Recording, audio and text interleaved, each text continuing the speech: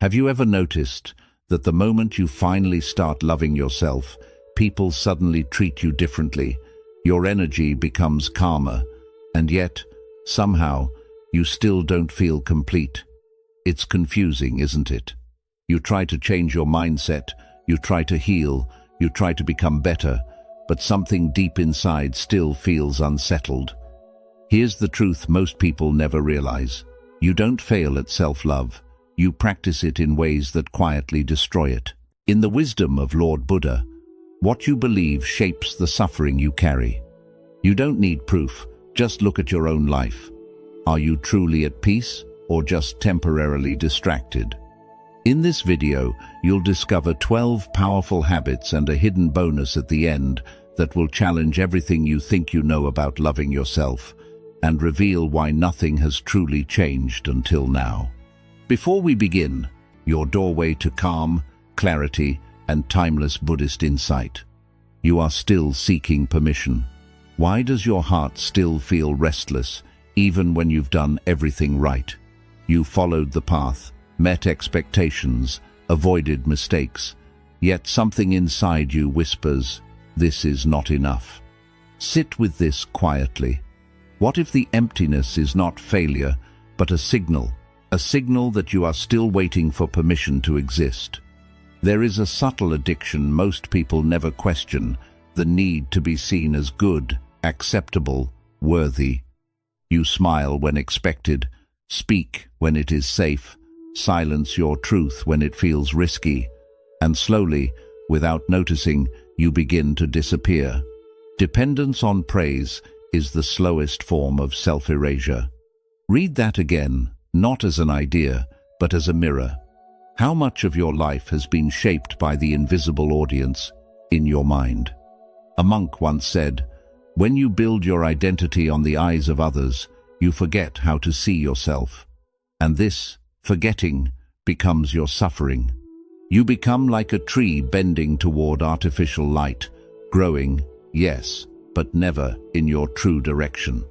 Your choices begin to feel heavy, your joy feels conditional, and deep down, a quiet question lingers. Is this really me? Pause here. Close your eyes just for a moment. Imagine yourself standing alone in a vast, empty space. No voices, no praise, no judgment, just you, breathing, existing without explanation. In that silence, something honest begins to rise, not who you should be, but who you are beneath the noise. Can you feel it? Now ask yourself gently, who are you trying to impress without realizing it? Is it your family, your past, a version of yourself that no longer feels alive? And if no one could judge you, truly no one, what would you do differently? Would you still walk this path? Or would your feet turn in another direction? This is where self-care begins, not in comfort, but in truth. The first habit is simple, but not easy.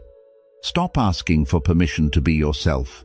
Each time you notice the urge to seek approval, pause, breathe, and choose one small act that comes from your own inner voice instead. It may feel unfamiliar, even uncomfortable, but that discomfort is not wrongness. It is freedom waking up. The moment you stop abandoning yourself, the world loses the power to abandon you, and slowly, quietly, you begin to return. You don't suffer because you don't love yourself. You suffer because your life is built on habits that keep asking, am I allowed to be me? We'd love to hear your thoughts. If you're not sure what to say, just type, self-love brings everything. Your habits reveal your self-worth. You say you love yourself, but your habits whisper a different truth. Not loudly, not dramatically, but in the quiet, repetitive ways you treat your own life. The meals you rush through, the rest you postpone, the thoughts you allow to stay. Sit with this for a moment. If someone watched your daily patterns, would they see care or quiet neglect? There is a simple, uncomfortable truth. You do not rise to your intentions, you fall to your habits. And your habits are not random. They are reflections. What you allow becomes what you believe you deserve. This is not punishment. It is conditioning. Each time you tolerate what drains you, you send a message inward. This is enough for me. And slowly, your life begins to match that belief. A teacher once shared, a person's life is shaped less by what they desire and more by what they accept. Look closely. Where have you been accepting less? Not because you want to, but because you've grown used to it. Like a house slowly decaying from within, the damage is not always visible at first, but the cracks, they define the structure over time. Pause today, not to fix everything, but to observe one small habit, just one. Watch how you eat. Do you rush, distracted, half present? Watch how you speak to yourself when something goes wrong. Is there patience or quiet harshness? Notice how you rest. Do you allow yourself true recovery or only collapse when you are exhausted? This is where the truth lives, not in big promises, but in small, repeated choices. And now, ask yourself honestly, where are you betraying yourself daily? Not in obvious ways, but in subtle compromises you've normalized. What are you tolerating that a deeper part of you knows is not right? A relationship? A routine? A thought pattern? If you truly valued yourself, not just in words, but in action, what would you stop allowing starting today? This is the second habit. Raise your standard quietly, consistently, not through force, but through awareness. Each time you notice neglect, choose a slightly better action. Eat with presence, speak with respect, rest without guilt. Small shifts, repeated daily, become self-respect made visible. The moment you stop tolerating less, you begin to remember your worth. And that remembrance changes everything, not instantly, but inevitably. You don't lack love for yourself. You've simply been practicing habits that prove otherwise. 3. Validation is quietly destroying you. You feel the urge to be seen, to be acknowledged, understood, affirmed. It feels innocent at first, human even. But sit quietly with this. Why does your peace depend on being noticed? Why does your worth rise and fall with someone else's attention? The more you need eyes on you, the less clearly you begin to see yourself. There is a hidden cost to constant validation. Each time you look outward for confirmation, you move a step away from your own center. Your decisions become softer, less honest. Your voice becomes filtered. And slowly, without realizing it, you stop asking, "Is this true for me?" and start asking, "Will this be accepted?" The one who seeks reflection in others forgets their own face. This is not judgment. It is a quiet observation of how identity dissolves. Imagine two mirrors facing each other, endless reflections, repeating, distorting, multiplying. But where is the original image? Where is the truth? This is what happens when your sense of self depends on others' reactions. You become an echo, a version of a version, and deep inside, a subtle emptiness grows. Not because you are unseen, but because you have stopped seeing yourself. Tonight, sit in silence.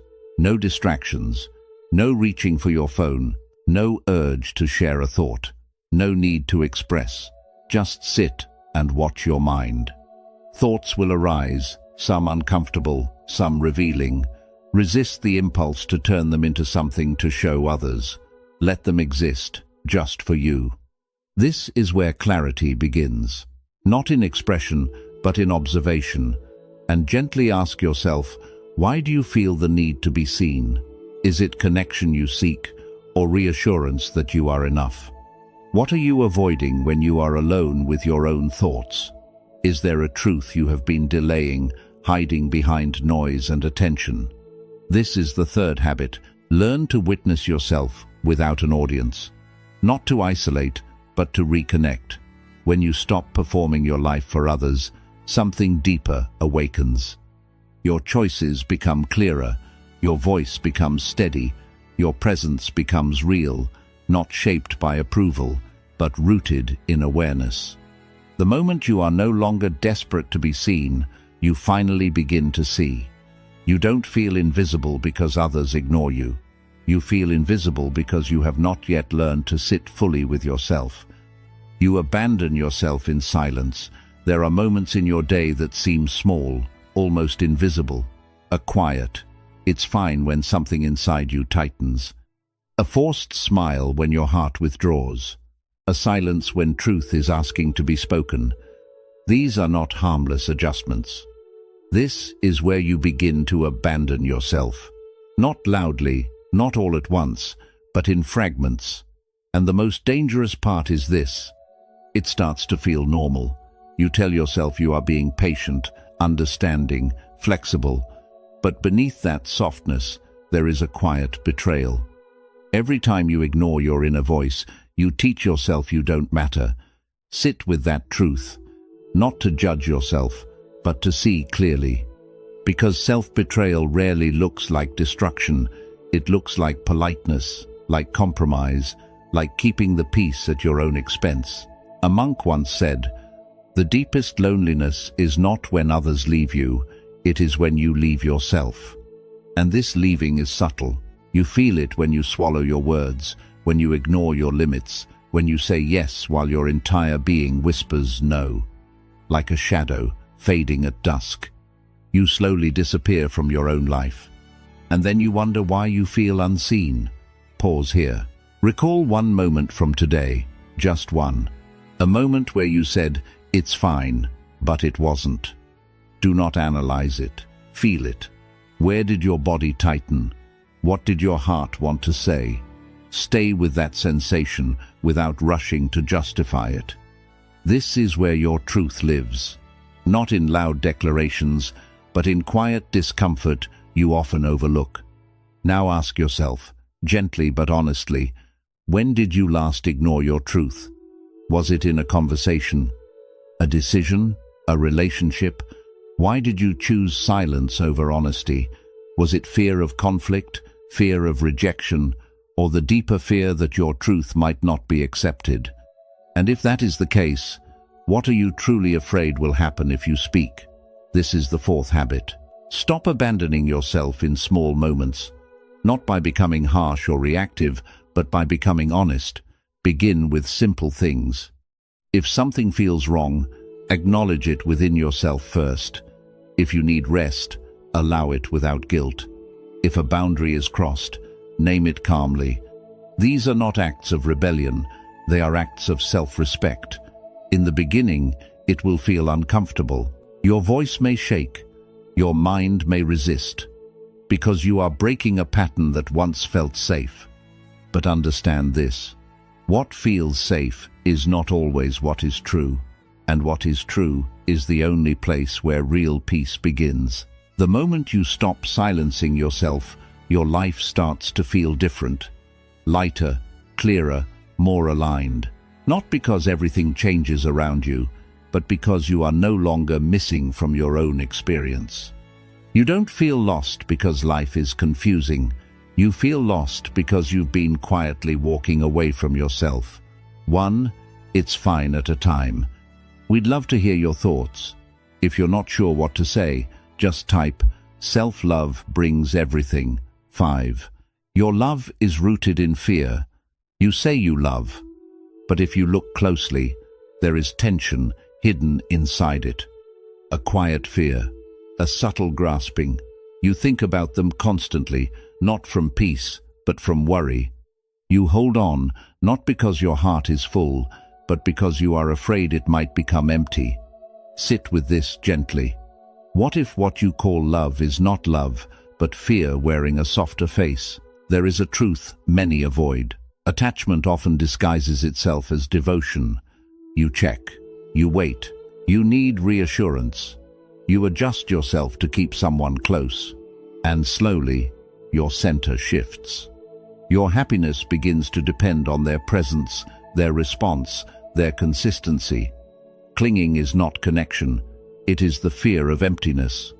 This is not love expanding, this is fear tightening its grip. A teacher once said, "Where there is fear of loss, there is still distance from true love." Because real love does not shrink you. It does not demand that you abandon your own peace to maintain it. But attachment, it quietly asks you to trade your stability for closeness. And you agree, thinking this is what love requires. Imagine holding sand in your hand. If you hold it gently, it rests. If you grip it tightly, it slips away faster. This is how fear behaves in relationships. The more you try to control, secure, and hold on, the more fragile everything becomes. And deep inside, you feel it. That constant tension, that silent anxiety. Is this love, or is this survival? Close your eyes for a moment. Visualize releasing this person, not as loss, but as freedom. You are not pushing them away. You are loosening the grip. Feel the space that remains. It may feel unfamiliar, even uncomfortable, but stay there. That space is not emptiness. It is where yourself begins to return. Now ask yourself honestly, do you love them, or do you fear losing them? And if they were not there, who would you be? Not the version shaped around them, but the version that exists independently, fully, quietly, whole. Can you meet that version without rushing to fill the space again? This is the fifth habit.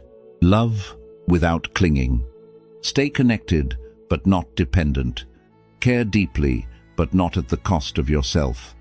Let your love come from fullness, not fear. This is not detachment from people. It is detachment from the illusion that they complete you. The moment your love is no longer driven by fear, it becomes lighter, calmer, real. You don't struggle with love because you feel too much. You struggle because you've been holding on too tightly to avoid feeling alone. 6. Comfort is keeping you weak. There is a quiet lie you have been told, that self-love means always being gentle with yourself, that it means choosing ease, avoiding discomfort, staying where things feel safe. But look closely at your life. Has comfort made you stronger, or has it slowly weakened your will? Sit with that question honestly, because sometimes what feels like kindness is actually avoidance. You delay what matters. You postpone the difficult conversation, the disciplined routine, the uncomfortable truth, and you tell yourself, I'll do it when I feel ready. But readiness rarely comes from waiting. It comes from stepping into resistance. Growth does not come from comfort. It comes from truth, and truth is rarely soft in the beginning. A monk once said, "The path that strengthens you will not always soothe you." Because real self-care is not always about calming yourself. It is about correcting yourself. It is choosing what is right, even when your mind resists. Like a blade sharpened by friction, your strength is formed in moments where you do not escape discomfort, but stay present within it. Think of one thing you've been avoiding, not something impossible. Something simple, clear, necessary. Maybe it is waking up earlier, taking care of your body, ending a harmful habit, or facing a truth you keep postponing. Notice how your mind reacts. It creates excuses, delays, distractions. It seeks comfort, not because it is right, but because it is easy. Today, do that one thing, not perfectly, not with intensity, but with honesty. As you step into it, discomfort will arise. Your body may resist. Your thoughts may complain. Do not fight it, and do not escape it. Just observe it. Stay with it. This is where your discipline begins, not in force, but in awareness. Now ask yourself, what are you avoiding that you know you need? Where have you chosen comfort over growth again and again? And if you were to truly respect yourself, not just emotionally, but through action, what would discipline look like in your daily life? This is the sixth habit. Practice firm compassion. Be kind, but not indulgent. Be patient, but not passive. True self-love is not about making life easier. It is about making yourself stronger, clearer, more aligned. The moment you stop using comfort as an excuse, you begin to feel a different kind of peace. Not the fragile peace of avoidance, but the steady peace of self-trust. You don't feel stuck because life is hard. You feel stuck because comfort has quietly become your cage. 7. You don't need to be liked. Not everyone will like you, and somewhere deep inside, that truth still unsettles you. You adjust your tone, soften your opinions, reshape your edges, hoping to be accepted. But pause for a moment. At what cost? Each time you bend yourself to fit someone else's comfort, you move a little further away from your own center. And slowly, you begin to confuse approval with peace. There is a quiet exhaustion in trying to be liked. You measure your words, anticipate reactions, carry the invisible weight of other people's opinions. And yet, no matter how carefully you perform, it is never enough. Because the desire to be liked is not about connection. It is about fear. Fear of rejection. Fear of standing alone. But listen closely. Rejection is not the wound you think it is a release. When you stop needing acceptance, you become unshakable. Not because the world changes, but because you do. A monk once shared, "The sky does not chase the clouds. It remains vast, allowing everything to pass." You are like that sky. Opinions, judgments, preferences, they are passing clouds. They do not define you unless you hold on to them. Think of a moment when you were rejected, not accepted, not chosen, not understood. Feel it again. Not the pain, but the meaning you gave it. Did you see it as proof that you were not enough? Or could it be something else?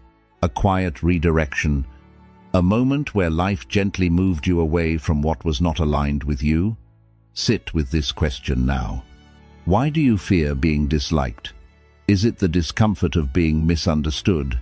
Or the deeper fear of standing fully in your truth without support? And what are you compromising, even today, just to be accepted? A belief? A boundary? A part of your voice? This is the 7th habit. Release the need to be liked. Not by becoming distant or indifferent, but by becoming honest. Speak clearly, act truthfully, let people respond as they will. Some will stay, some will leave, and both are necessary. Because the right connections are not built on performance, they are built on authenticity. Imagine who you would be if you stopped trying to be liked. Not careless, but free. Not closed, but grounded. A version of you that does not shrink to fit, but expands naturally, without apology. The moment you stop seeking acceptance, you stop abandoning yourself. And in that space, something powerful emerges. A quiet strength that no rejection can shake. You don't lose people because you are not enough. You lose people because you are finally becoming real. You don't need to be loved. There is a quiet hunger you carry. The need to be loved, chosen, held by someone else. It feels natural, almost necessary. But look deeper. Why does your sense of completeness depend on someone outside of you? Why does your peace feel conditional? Sit with this gently, because the search for love often begins from a place that already feels empty. You reach outward, hoping someone will fill what you cannot name. You seek reassurance, attention, closeness, not just to connect, but to feel whole. And when it fades, even slightly, the emptiness returns. Not because love disappeared, but because it was never rooted within you. The one who is full within does not beg for drops. This is not rejection of love. It is a reminder of its true source. A teacher once said, "When you depend on others to feel complete, you give them the power to define your worth." And, slowly, your emotional world begins to revolve around their presence. Their silence feels heavy. Their absence feels like loss. But the truth is quieter than that. What you feel is not the loss of them.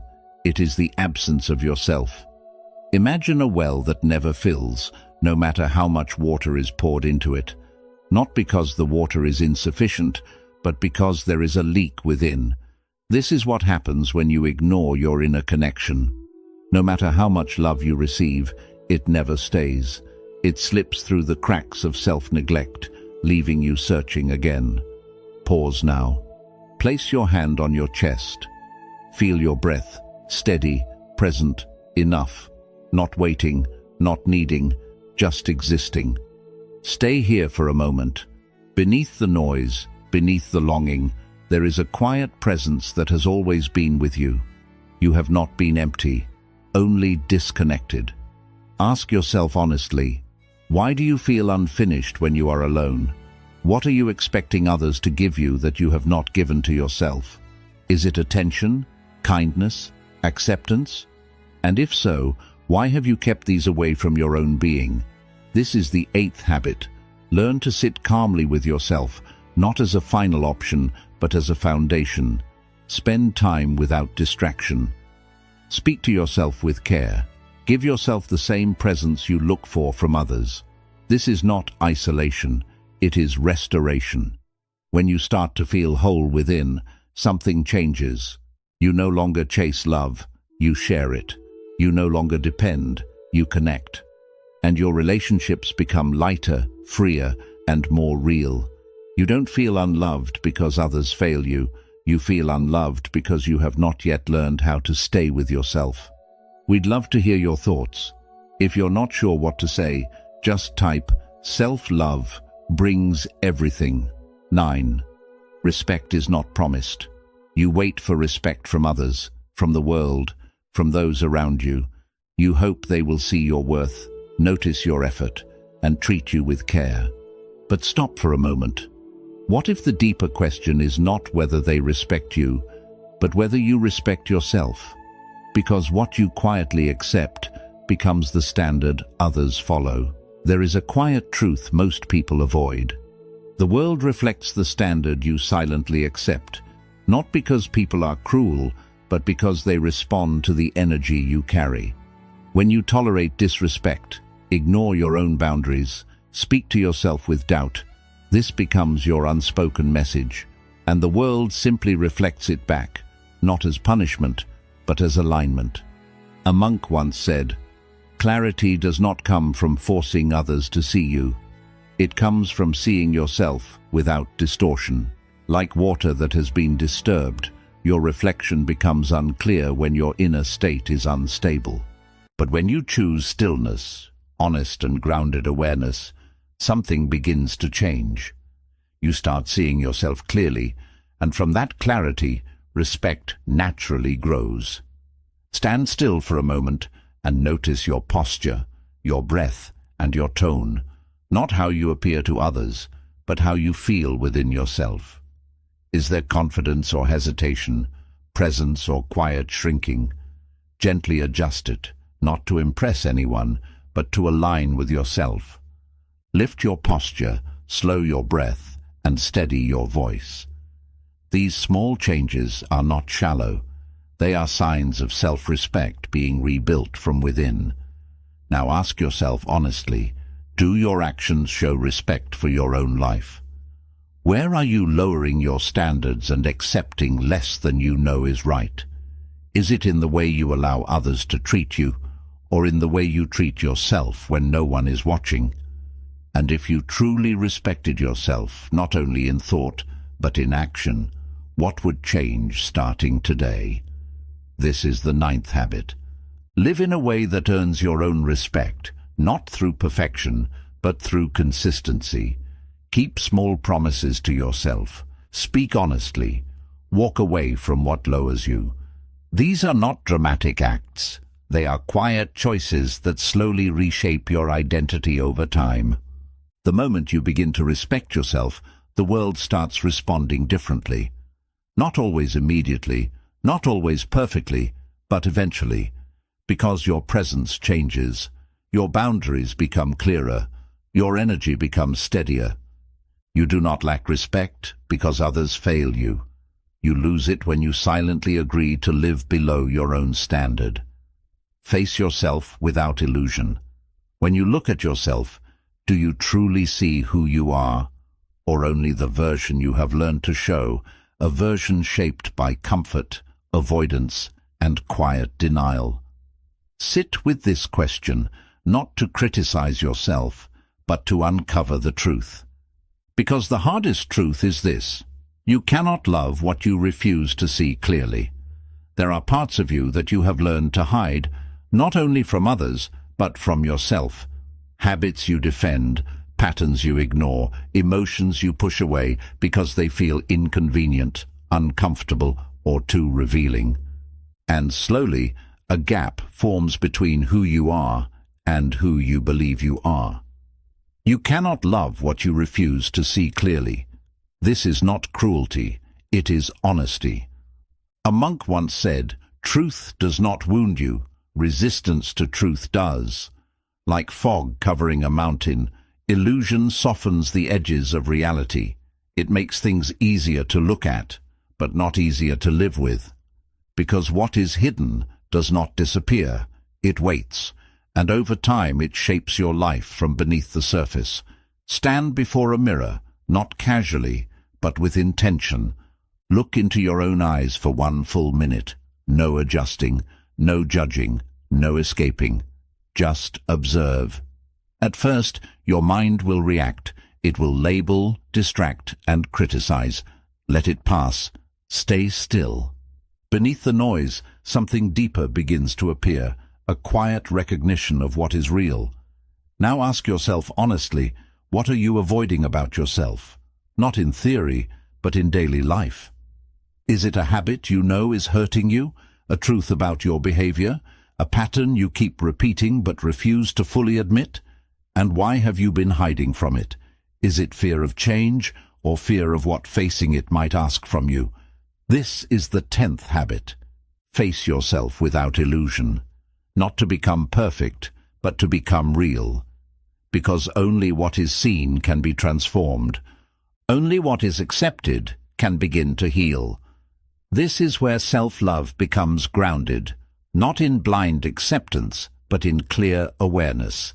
It may feel uncomfortable and at times even confronting. But understand this: discomfort is not your enemy. It is the doorway to alignment. Every truth you face removes one layer of confusion, bringing you closer to yourself.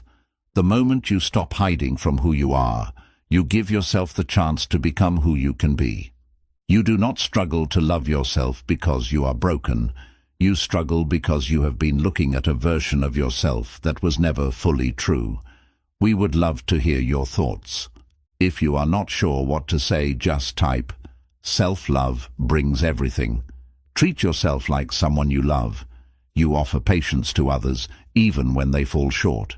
You speak gently, forgive quickly, and make room for their struggles. But when it comes to yourself, your tone changes.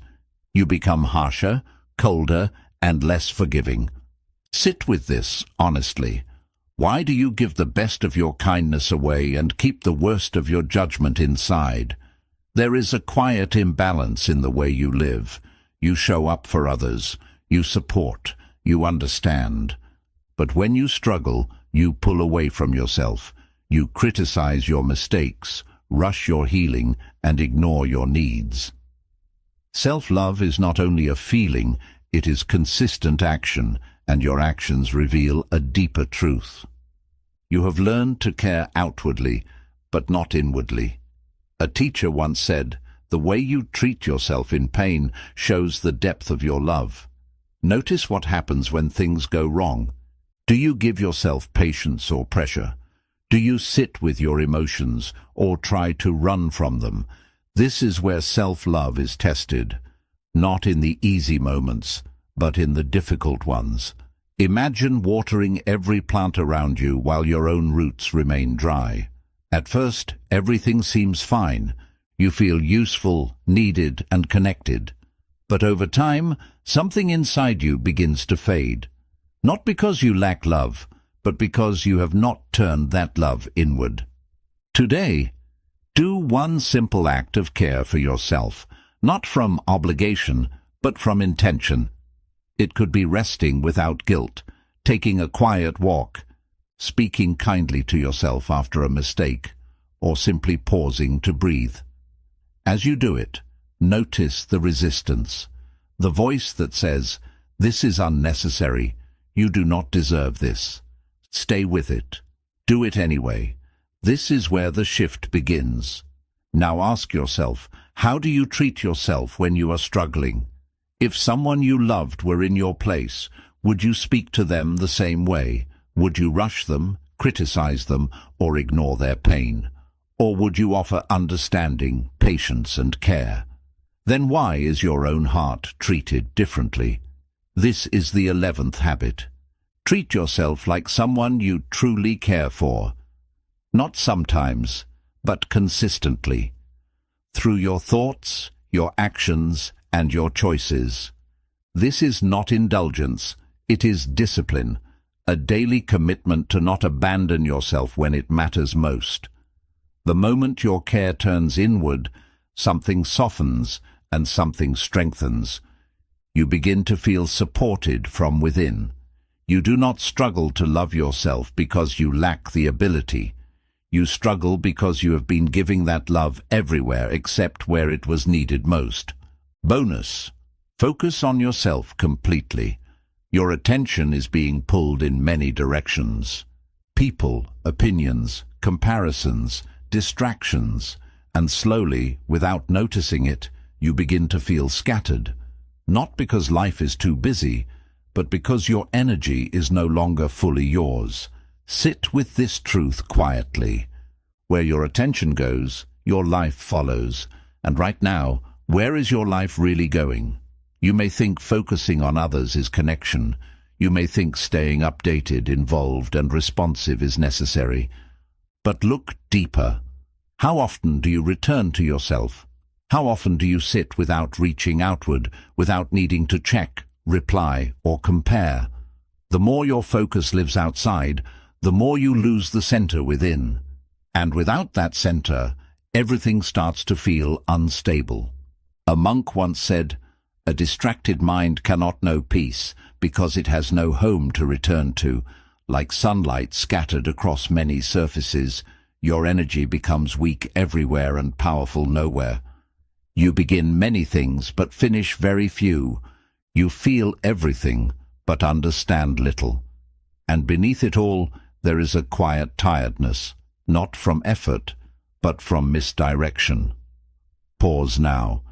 Bring your attention inward for just a few moments. Close your eyes. Feel your breath, steady and present. Notice your thoughts, not as commands, but as movements. Stay here. Do not chase anything. Do not fix anything. Just return. This simple act is more powerful than it seems, because each time you come back to yourself, you reclaim a part of your life. Now ask yourself honestly, where is your energy being wasted? Not in obvious ways, but in subtle ones. Overthinking what others think of you, replaying conversations, comparing your path to someone else's, and in all this outward focus, who are you neglecting within yourself? This is the final habit. Focus on yourself completely. Not in isolation, but in alignment. Give your energy to what strengthens you. Protect your attention as something sacred. When your mind drifts outward unnecessarily, gently bring it back. Not with force, but with awareness. At first, it may feel unfamiliar. You may feel the urge to reach outward again. But stay, because in that stillness, something begins to rebuild. A sense of clarity, presence, and quiet strength. The moment you return to yourself fully, your life begins to gather its power again. You do not feel lost because you lack direction. You feel lost because your attention has been everywhere except where it matters most. Quick summary of the principles. Approval is your addiction. You are still living in reaction to other people's opinions instead of your own truth. Your identity becomes unstable when it depends on outside validation. You delay your growth while waiting for acceptance that may never come. Self-love begins the moment you stop asking for permission to exist. You tolerate your value. Your daily actions show your true level of self-respect. What you repeatedly allow reveals what you believe you deserve. Neglecting small responsibilities slowly damages your self-worth. Raising your standards is an act of true self-care. Needing eyes weakens vision. Constantly seeking validation separates you from your inner clarity. You lose your real self when you value being seen more than being true. External attention gives temporary satisfaction, but long-term emptiness. Self-awareness grows only when you are comfortable being unseen. Self-betrayal feels normal. You abandon yourself in small ways and call it adjustment. Ignoring your inner voice creates inner conflict and quiet resentment. Every act of self-betrayal weakens your confidence. Honoring your truth is the foundation of self-trust. Attachment hides itself. What feels like love is often dependency rooted in fear. Emotional reliance on others creates instability inside you. You confuse connection with the inability to be alone. Freedom begins when you learn to stand complete by yourself. Ease is not love. Comfort does not equal growth, and avoidance is not care. Real self-love requires discipline and hard choices. Avoiding discomfort keeps you trapped in the same patterns. Growth begins when you act despite resistance. Rejection is freedom. Not being liked is not failure. It is clarity. Trying to please everyone weakens your identity. Rejection helps you filter what is not aligned with you. True strength comes from accepting that not everyone will choose you. Love begins within. Seeking love outside creates endless emotional dependency. You cannot receive deeply if you are empty within. Inner fulfillment removes the need for constant reassurance. Self-love starts when you become emotionally complete alone. Self-respect comes first. Others treat you based on the standards you set for yourself. Lack of self-respect invites disrespect from the outside world. Your behavior teaches people how to value you. Self-respect requires consistent alignment with your principles.